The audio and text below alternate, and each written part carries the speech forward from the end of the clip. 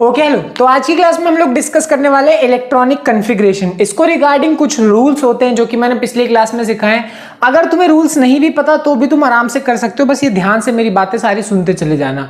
इससे पहले जो हमने इलेक्ट्रॉनिक कॉन्फ़िगरेशन छोटी क्लासेस में पढ़ा है वो कौन सा वाला होता है, 2,8,8,18 वाला रूल तुम लोग को याद होगा। अब वो रूल खत्म हो चुका, मतलब वो रूल खराब हो चुका, अब हमारे वो किसी काम का है नहीं, ठीक है।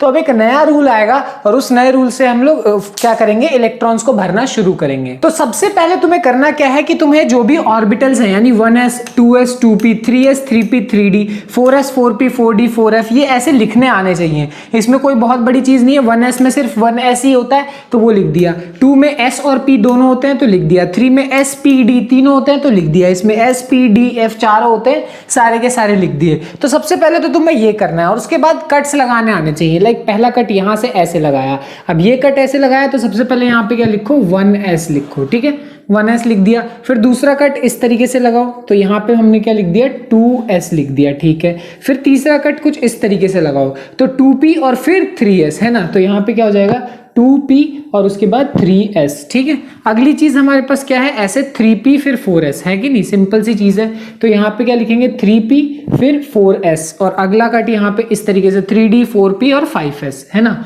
तो 3d 4p 5s, ओके, ऐसे लगा दिया और आखिरी में ऐसे फिर ऐसे। खैर इतने की तुम्हें जरूरत पड़ेगी नहीं, यहाँ 5s तक की भी जरूरत नहीं पड़ेगी, 4p तक तुम्हारा लगभग काम हो जाएगा, तो इतने की जरूरत है नहीं। अभी के लिए ये समझ लो कि ये कट्स लगाना जरूरी क्यों है, ताकि तुम्हें ये सीरीज पता चल सके कि सबसे पहले मुझे 1s को भरना है, फिर 2s भरना है, फिर 2p फिर 3s फिर 3p फिर 4s, ऐसे इस सीरीज में भरना है। ये नहीं कि हम पहले इसे भरने लगे फिर इसे भरने लगे, कभी भी ऐसे नहीं, इस ही सीरीज में हमेशा पहले इसको भरेंगे, ठीक है ना। अब ये सीरीज पता लग गई, बहुत सिंपल सी बात है। अब इसके बाद इलेक्ट्रॉन्स को भरना शुरू करेंगे, ठीक है। तो सबसे पहले मेरे पास क्या आता है, हाइड्रोजन आता है। अब हाइड्रोजन के अंदर एक ही इलेक्ट्रॉन है, ठीक है। फिर उसके बाद मेरे पास क्या आता है, हीलियम आता है जिसके अंदर 2 इलेक्ट्रॉन्स है। फिर लिथियम आता है जिसके अंदर 3 इलेक्ट्रॉन्स है। फिर मेरे पास क्या आता है, बेरिलियम आता है जिसमें 4 इलेक्ट्रॉन्स हैं, ठीक है। और फिर मेरे पास बोरोन और उसके बाद फाइनली क्या, कार्बन आता है जिसमें 5 और इसमें 6 इलेक्ट्रॉन्स हैं, ठीक है। तो ये चीज तुम्हें पता होनी चाहिए, तो छोटी क्लास में तुमने सीखा ही होगा, ठीक है। तो अब इनके जो हम इलेक्ट्रॉनिक कॉन्फ़िगरेशन लिखते हैं तो हमें डब्बे भरने आने चाहिए। अब डब्बे भरने का क्या मतलब है, जरा ध्यान से देखो। सबसे पहले 1s है तो 1s का डब्बा बनाना पड़ेगा मुझे इस तरीके से, ठीक है। तो एक 1s का डब्बा बना लो, ठीक है। यहाँ एक 2s का डब्बा बना लो और यहाँ पे एक 2p का डब्बा बना लो। अभी इतने से काम चल जाएगा हमारा। तो ये जो डब्बा है ये 1s का है, ये किसका है, 2s का है, और ये डब्बा किसका है, 2p का है, ठीक है ना। सिंपल सी चीज है। अभी मैंने सिर्फ 3 ही डब्बे बनाए, मतलब इसके इसके और इसके, क्योंकि जरूरत इतने से की है, इससे काम चल जाएगा। तो अब इलेक्ट्रॉन्स भरना बहुत सिंपल है, ध्यान से सुनते चले जाओ। इसमें एक इलेक्ट्रॉन है तो तुम्हें सिंपली एक यहाँ पे एक एरो लगाना होता है। ये एरो हमें इलेक्ट्रॉन को शो करने के लिए होता है, सिंपल सी चीज है।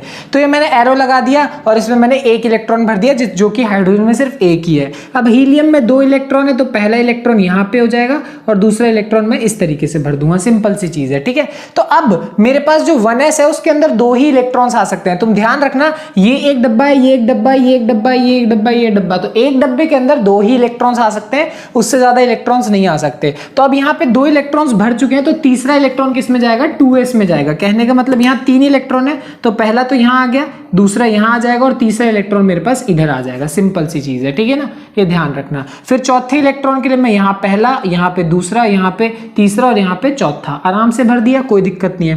5वें इलेक्ट्रॉन के लिए अब मेरे पास ये भी भर चुका, ये भी भर चुका पूरी तरीके से, तो ना इसमें जगह ना इसमें जगह, अब मुझे इलेक्ट्रॉन इसमें डालना पड़ेगा, सिंपल सी चीज है। तो इलेक्ट्रॉन्स जब भरना शुरू करते हैं तो हम ऐसे इलेक्ट्रॉन्स भरते हैं, ठीक है। अब रही बात इलेक्ट्रॉनिक कॉन्फ़िगरेशन की, तो वो बहुत सिंपल है। देखो हाइड्रोजन जिसके 1s में सिर्फ और सिर्फ एक ही इलेक्ट्रॉन है, तो जब मैं इसका इलेक्ट्रॉनिक कॉन्फ़िगरेशन लिखने जाऊंगा तो सिंपली क्या लिखेंगे, 1s1, सिंपली बस क्या लिखेंगे, 1s1। इसलिए लिखेंगे क्योंकि इसके 1s में एक इलेक्ट्रॉन है। हीलियम की जब बात करेंगे तो क्या लिख देंगे, 1s2, क्योंकि उसके 1s में 2 इलेक्ट्रॉन्स है, ठीक है। लिथियम की बात करेंगे तो क्या लिखना पड़ेगा, 1s2 और 2s1, ये ऐड करना पड़ेगा क्योंकि इसके 2s में भी एक इलेक्ट्रॉन आ गया। और जब मैं बेरिलियम की बात करूंगा तो यहाँ क्या आ जाएगा, 1s2 फिर 2s2।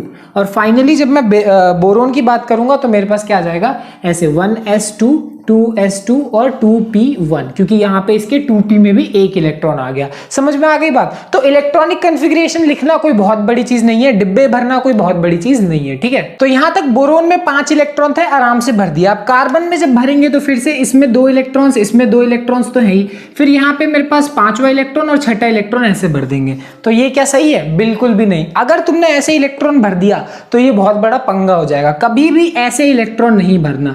जो अगला इलेक्ट्रॉन होगा वो इधर जाएगा, और उसके बाद जब तुम नाइट्रोजन में भरोगे तो मेरे पास जो अगला इलेक्ट्रॉन जाएगा वो किधर जाएगा? इधर जाएगा।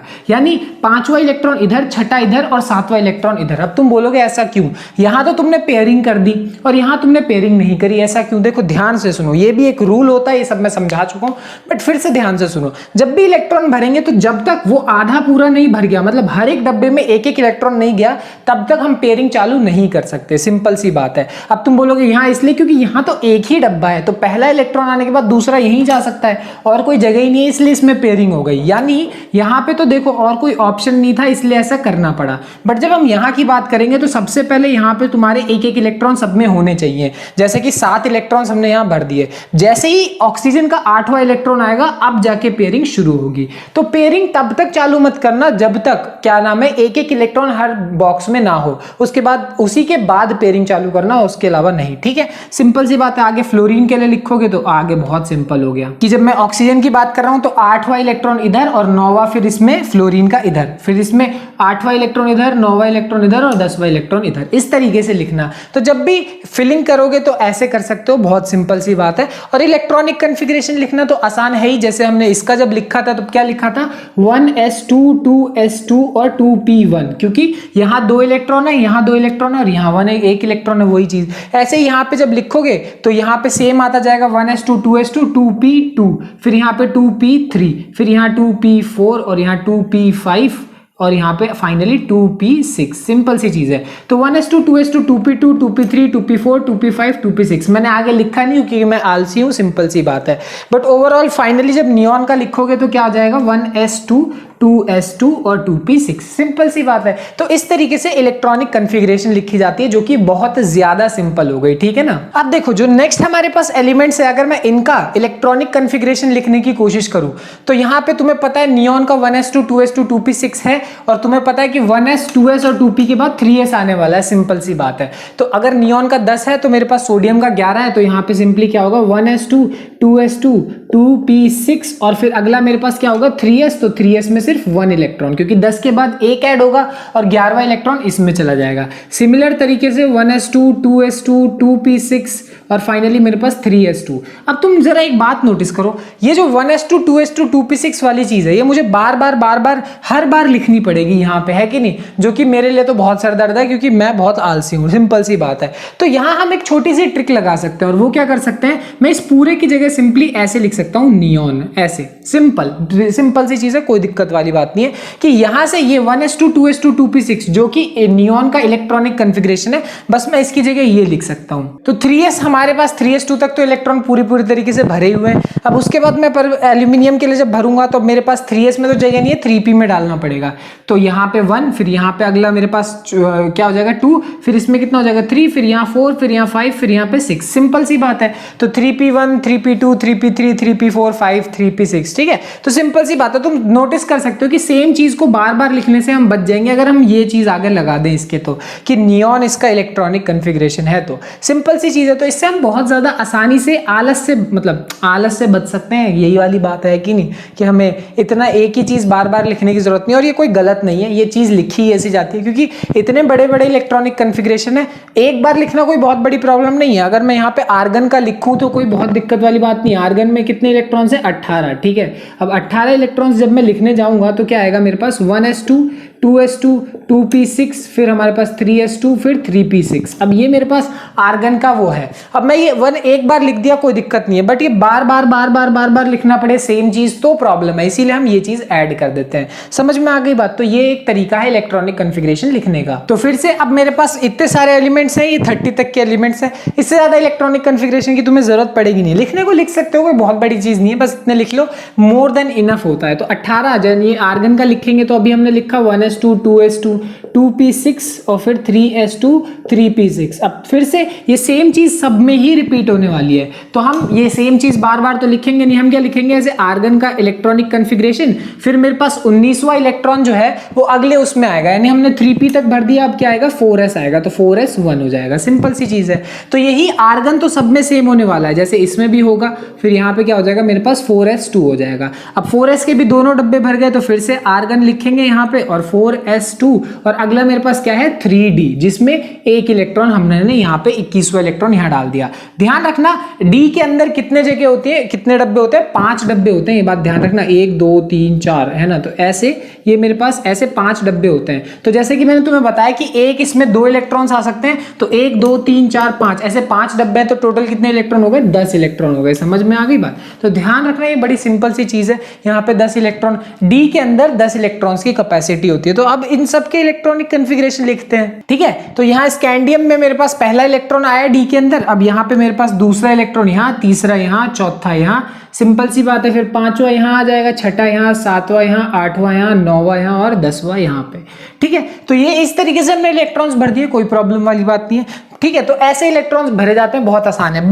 बट यहाँ मैंने जैसे कि तुम्हें बताया था, ये वाला जो रूल जैसे हमने निकाला, जब मैंने तुम्हें एक चीज बताई हुई थी कि एक ही रूल से दुनिया के सारे एलिमेंट्स को कभी भी तुम फिल नहीं कर सकते, कहीं ना कहीं कोई ना कोई ऐसा एलिमेंट जरूर होगा जो इस रूल को नहीं मानेगा, उसको पक्का उसको उंगली करेगा। केमिस्ट्री है ये, केमिस्ट्री में एक्सेप्शन भरे पड़े होते हैं, तो यहाँ पे भी वही चीज होने वाली है। ये क्रोमियम को देख रहे हो, जरा तुम ध्यान से देखो, ये जो इलेक्ट्रॉनिक कन्फिग्रेशन मैंने लिखी हुई है, ये एक गलत इलेक्ट्रॉनिक कन्फिग्रेशन है। और सिमिलर तरीके से यहाँ जो कॉपर की इलेक्ट्रॉनिक कन्फिग्रेशन लिखी हुई है, ये मैंने क्या लिखी है गलत इलेक्ट्रॉनिक।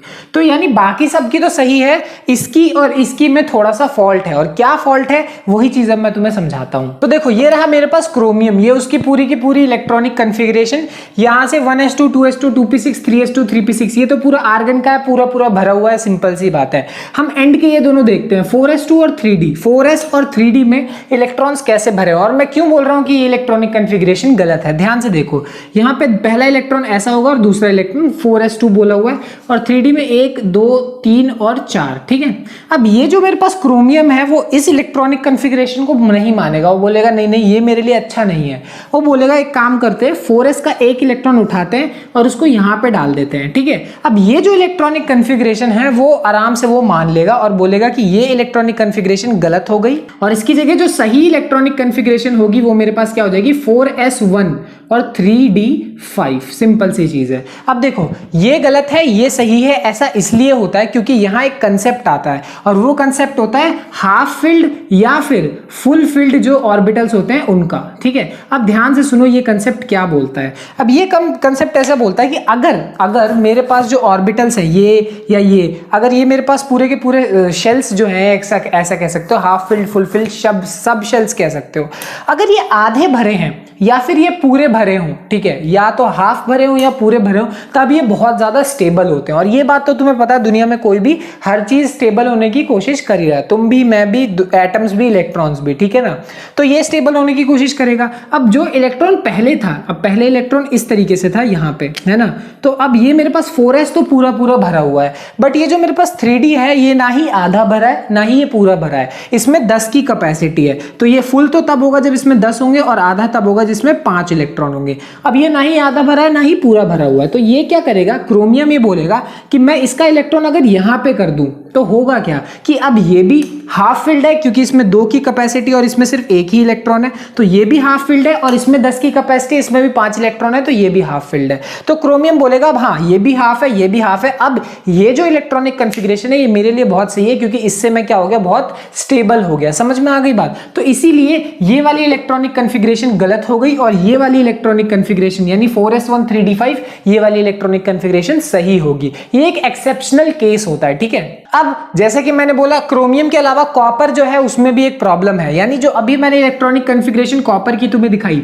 4s2 3d9, ये भी कहीं ना कहीं गलत है। और ऐसा किस लिए, सेम कंसेप्ट की वजह से, क्योंकि 4s2 का मतलब 2 और 9 का मतलब 1 2 3 4 5। ध्यान रखना पहले एक एक इलेक्ट्रॉन सब में भरोगे, फिर उसके बाद पेयरिंग करना शुरू करेंगे, तो 9 इलेक्ट्रॉन्स ऐसे हो गए, है ना। फिर से कॉपर बोलेगा कि देखो ये तो पूरा भरा है, बट ये ना ही पूरा भरा है ना ही आधा भरा है, तो अगर इसका एक इलेक्ट्रॉन यहां यहां से उठ के यहां चला जाए तो होगा क्या कि अब ये हाफ फिल्ड हो गया, क्योंकि इसमें 2 की कैपेसिटी है और इसमें 1 इलेक्ट्रॉन है, और यहाँ पे 10 की कैपेसिटी और ये 10 के 10 भरे हैं, यानी ये फुल फिल्ड हो गया। समझ में आ गई बात? तो अब ये हाफ है, ये फुल है, तो जो मेरे पास कॉपर है वो बोलेगा हाँ ये जो इलेक्ट्रॉनिक कन्फिग्रेशन है ये मेरे लिए सही है, क्योंकि ये काफी स्टेबल है। समझ में आ गई बात? तो यहाँ पे आंसर क्या हो जाएगा 4s1, ठीक है, 4s1 और 3d10। ये बस एक एक्सेप्शनल केस होता है। क्यों? क्योंकि यहाँ पे हाफ फिल्ड और फुल फिल्ड वाला कंसेप्ट आता है, क्योंकि इस केस में जो इलेक्ट्रॉन्स होते हैं, मतलब कह सकते हो एटम जो होता है वो काफी स्टेबल हो जाता है, और हर कोई स्टेबल होना चाहता है। बस ये एक्सेप्शंस थे, और ये थी सारी की सारी इलेक्ट्रॉनिक कन्फिग्रेशन की कहानी। अब तुम चाहो तो किसी की भी इलेक्ट्रॉनिक कन्फिग्रेशन आराम से लिख सकते हो, बस एक ये चीज होती है याद करने वाली, और वो भी याद करने की कोई जरूरत नहीं है। तुम्हें मैंने बताया ना कट कट कट, वो लगा लिया, काम बन जाएगा। ठीक है, बाकी मिलते हैं अगले चैप्टर में। ये चैप्टर कंप्लीट हो गया, मिलते हैं अगले चैप्टर में। Bye bye.